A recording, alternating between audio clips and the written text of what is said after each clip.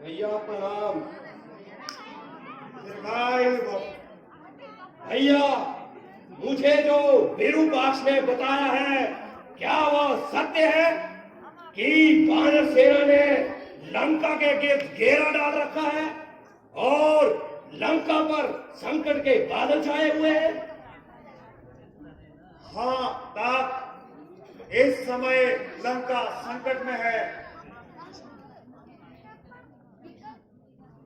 इसलिए तुम्हें आज समय में ही जगाया गया है, क्योंकि हम सब की आशा अब केवल तुम पर ही केंद्रित है। कुंभकर्ण,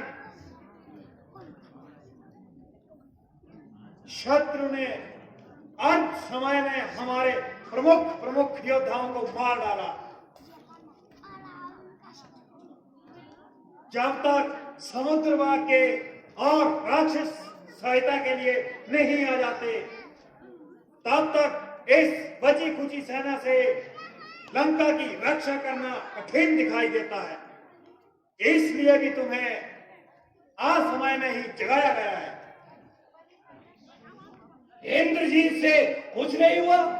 जब हम साय राम से टक्कर नहीं ले सके तो इंद्रजीत की क्या मजाल है, इसलिए हमने उसे युद्ध में नहीं भेजा। आप क्या स्वयं रणभूमि में गए थे? हाँ, जब प्रहस्त और मकराक्ष मारे गए तब हमने सोच लिया कि शत्रु ऐसे योद्धाओं के बस में आने वाला नहीं है।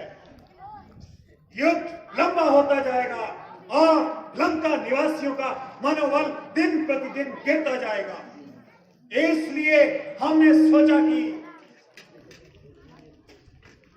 हम स्वयं जाकर शत्रु का समूल नाश कर देंगे, परंतु शत्रु इतना निर्बल नहीं जितना हमने सोचा था। उसने हमारे अस्त्रों को काटकर हमें निहत्था कर दिया और सबसे बड़ी चोट तो हमें तब समय पहुंची जब उसने उस अवस्था में हमारा वध नहीं किया। युद्ध में मरने से हमारी वीरता को दाग नहीं लगता, परंतु उसने हमें अपमानित कर जीवित छोड़ दिया। आज सारा संसार हम पर हंसता होगा, यहां तक कि सीता भी हमारा उपहास करेगी। अब हम कौन से गौरव के अहंकार को लेकर उसके सामने जाएंगे? कुंभकर्ण मेरे भाई, इसलिए भी तुम्हारा युद्ध भूमि में जाना, उन मानव और मानव का पक्षण करना आवश्यक हो गया है। आज राक्षस जाति की लाज तुम्हारे हाथ में है। तुम्हें रावण के अपमान का बदला लेना है राम से। तीनों लोगों का विजेता रावण, जिसके आगे शस्त्रहीन, श्रीहीन और मानहीन होकर रह गया, उस पर भी आपने ये ध्यान नहीं दिया कि वास्तव में श्री राम कौन है। कुंभकर्ण, शत्रु को श्री लगाकर संबोधित मत करो। महाराज, आंखें बंद कर लेने से सूर्य का प्रकाश लोभ नहीं हो जाता। जो तीनों लोगों के स्वामी हैं उन्हें श्री लगाकर ही कहना पड़ेगा। भैया, शायद आप ये भूल गए हैं कि श्री राम से कई पीढ़ियां पहले इक्ष्वाकु वंश के राजा ने आपको श्राप दिया था कि जब स्वयं श्रीमन नारायण हमारे कुल में अवतार लेंगे तो वो उसी नर रूप में आपका विनाश करेंगे। वो बात भी भूल गए जो नारद ने मुझे बताई थी कि विष्णु ने राक्षसों का विनाश करने के लिए अयोध्या का राजा के घर जन्म लिया है। भैया, ब्रह्मा की बात भी भूल गए, फिर भी आप महारानी सीता का हरण कर लाए, जो स्वयं साक्षात लक्ष्मी का अवतार है। हमें बदला लेना था। हमारे भाई के वध का प्रतिशोध क्या हमारा कर्तव्य नहीं था? तो उस कार्य को आप वीरों की भांति करते, चोरों की भांति एक स्त्री का हरण करके क्या आपका मस्तक गौरव से ऊंचा हो गया? सुर्पनखा मेरी भी तो बहन थी। आज मुझे जिस प्रकार उठाया गया है, इस हीन कार्य को करने से पहले मुझे जगाते तो मैं आपको बताता कि प्रतिशोध कैसे लिया जाता है।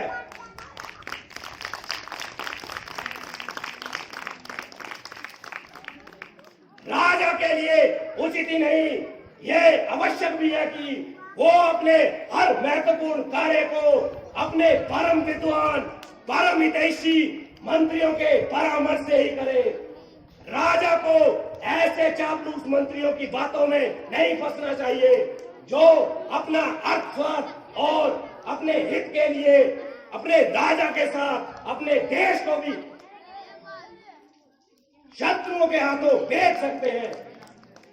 ऐसे मंत्रियों के लिए शास्त्र कहता है, विनाश यंतो भर्तारम सहिता शत्रु वीरमुदेयी विपरीतानि कृत्यानि कारयन्ति मंत्रिणा तान भर्ता मित्र संकर्षण अमित्राण मंत्र निर्णय। कुंभकर्ण, ये समय शास्त्र सुनाने का नहीं है।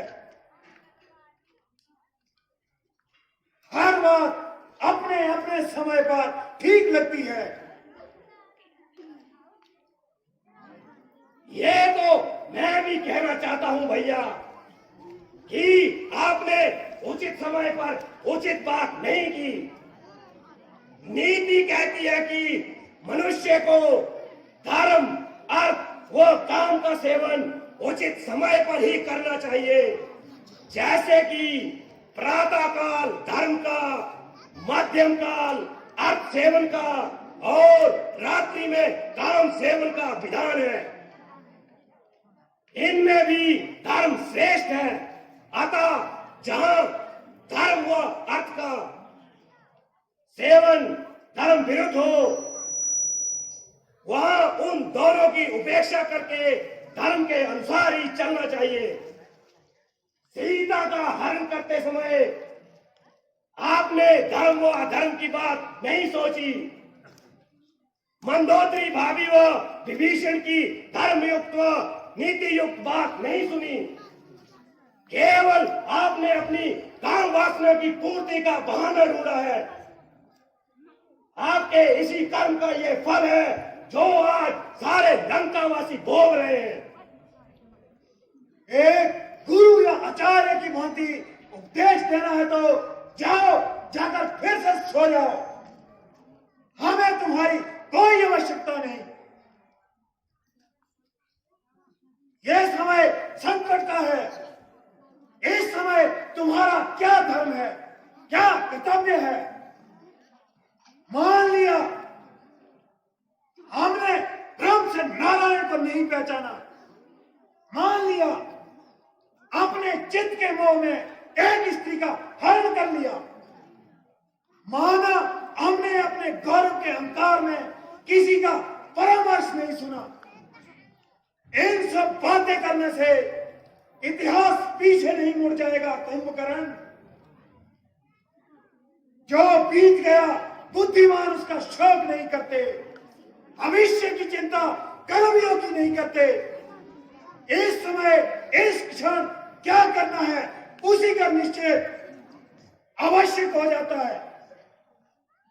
निश्चय कर लो कि तुम्हारा जाति के प्रति, अपने भाई के प्रति कुछ कर्तव्य है या नहीं। तुम हमें शास्त्र सुना रहे थे। शास्त्र में तो यह भी लिखा है, यदि भाई ने कोई पाप किया हो या कोई अपराध भी किया हो, संकट में जो भाई साथ रहे वही भाई कहलाने योग्य होता है। अपराधी को तो शिक्षा सभी दे सकते हैं, किंतु भाई वही है जो संकट में साथ खड़ा रहे, शिक्षा न दे। सोच लो, रावण के कारण ही सही, परंतु रावण के साथ ही राक्षस जाति का विनाश हो जाए, तुम्हें स्वीकार है या नहीं? मन में कुछ संशय हो तो, यदि कर्तव्य का वक्त साफ दिखाई नहीं देता हो तो युद्ध में जाने से कोई लाभ नहीं। जाओ, जाकर सो जाओ। रावण को अपनी आन में जीना और मरना दोनों आते हैं।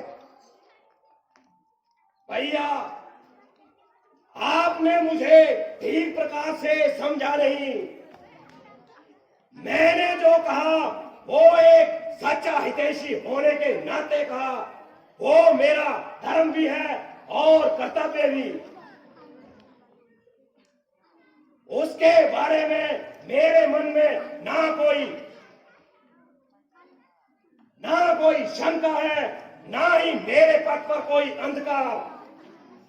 मैं तो छोटा भाई हूं और छोटे भाई का एक ही धर्म है कि वो जब तक जीवित है, स्वस्थ है, तब तक बड़े भाई को कोई भी कष्ट नहीं होना चाहिए। छोटा भाई मित्र भी है और सेवक भी। कुंभकर्ण, हमें तुम पर गर्व है। तुम राक्षस जाति की नाक हो। भैया, अब आप युद्ध की चिंता भूल जाइए। मैं आपको वचन देता हूं कि आज सूर्यास्त होने से पहले उन वनवासी राजकुमारों के सर लंका की गली कूचों में से गेंद की भांति लुढ़काता हुआ लेकर आऊंगा, ताकि जिनके सगे संबंधी इस युद्ध में मारे गए हैं वो भी आकर उसे एक एक ठोकर मार सके। यदि मैं जीवित रहा तो आज लंका में विजय का उत्सव होगा। परंतु क्या?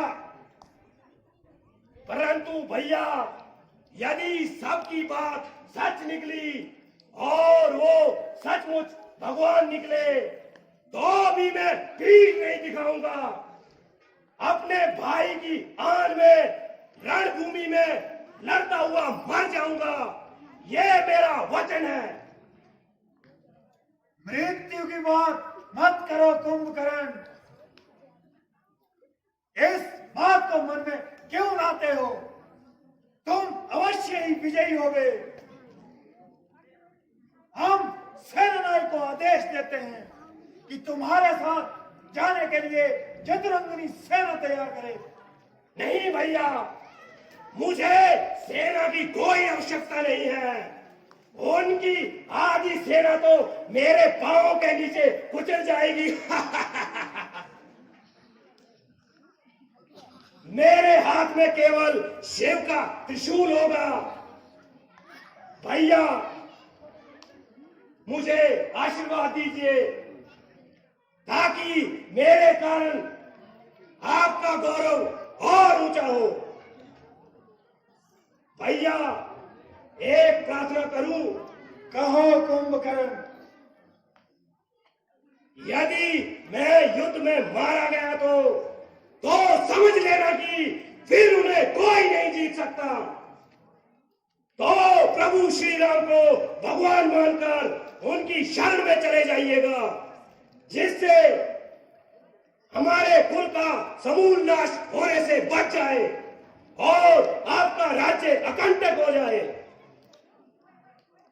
कुंभकर्ण, प्राणी जब अपने कुटुंबीजनों के साथ ऐश्वर्य भोगता है वह तभी प्रसन्न व संतुष्ट हो जाता है। यदि तुम जैसे भाई न रहे तो तीनों लोगों का साम्राज्य रावण के किस काम का? भाई भाइयों के बेटे अपने बेटे मरवाकर रावण कैसे ऐश्वर्य भोग सकेगा? जाओ कुंभकर्ण, मृत्यु की बात मत करो, युद्ध की बात करो। युद्ध में विजय की बात करो। जाओ। भैया मुझे आशीर्वाद दीजिए। विजयी हो।